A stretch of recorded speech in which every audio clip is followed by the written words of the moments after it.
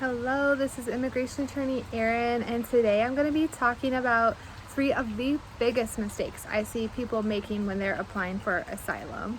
So, on the application itself, maybe not in the process at large, but in the application itself, these are the 3 big mistakes people make, and it can really cost them a lot and have bad consequences, and not only cause people to lose their case, but cause them to be ineligible for almost any immigration benefit ever for the rest of their lives. It is serious. So, the number one mistake that people make, I'm going to go in order of, how severe these mistakes are. So, starting with number 1, would just be being sloppy. Like, this application matters, people. Like, the government's actually going to read it. They're actually going to care typically about the details in it, about the dates, the places, the names, the addresses, the whatever information you put in there. Pay attention to it, because far too often I see clients just fill out their application. They want to get it done, they want to get it filed so that the clock starts for their work permit, and they want to be done with this, not miss the 1 year thing. And I get it. People have busy lives and so much going on, and a lot of times they've come through very difficult circumstances, and you just want to get this done. It's just a piece of paper. Not to mention, in a lot of cultures, papers and forms are just not as taken quite as seriously in the information as we do in an immigration court in the U.S. So that said, don't be sloppy. Actually review this. If you're looking at this video and it's in English, I assume you know English, but if you're if you're helping someone else with their application, actually translate it to them. Actually let them know what's in it, because they're gonna sign it saying that they know what's in it, and they better know what's in it. Otherwise, it's gonna be kind of hard to backpedal when you're before a court, or when you're in court, or in the interview, and then suddenly you're having to explain something that the applicant doesn't even realize is in their application. So don't be sloppy.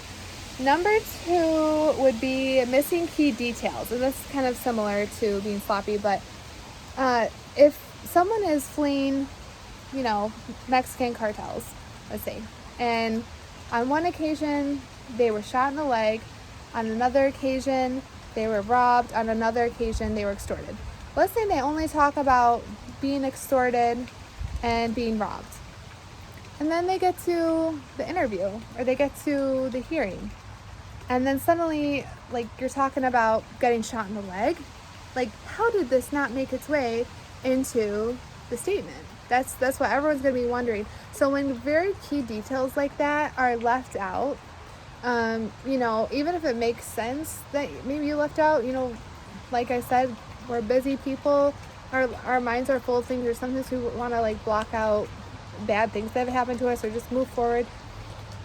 Asylum application is not the time to be moving forward and, looking onto the future and hoping for the best. It's time to dig into the bad things that have happened and not forget a single thing. You don't want to just happen to forget that your grandma was murdered. Asylum application is not the place to do that. And the number 1, and this is the worst, and I want to call it a mistake, because I think people think they're doing the right thing, even though it could be kind of intentionally done, and that is lying. If you are making up information, you are not helping yourself. You are not helping yourself by making up a whole story, or even a part of a story, or even submitting a fake document, or something that, maybe you thought it existed at some point and you're going to recreate.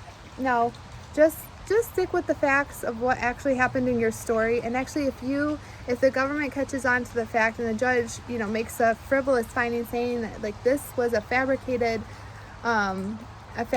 application, essentially, that's gonna be very hard to overcome, and comes with serious consequences, like being ineligible for almost any immigration benefit ever. And maybe an exception to that would be if the country conditions, depending on what circuit you're in, I believe, the country conditions, if they were so bad, regardless of whatever you made up, you would still be in in danger of the persecution. That'd be another thing. But typically, just don't do it. Don't lie. Don't be hoping that it's gonna work out. So those are my big things. Number 1, let's see my list. Number 1 is don't be sloppy. Number 2, it's don't miss key details. And number 3, just don't lie. Okay, have a great day. Bye.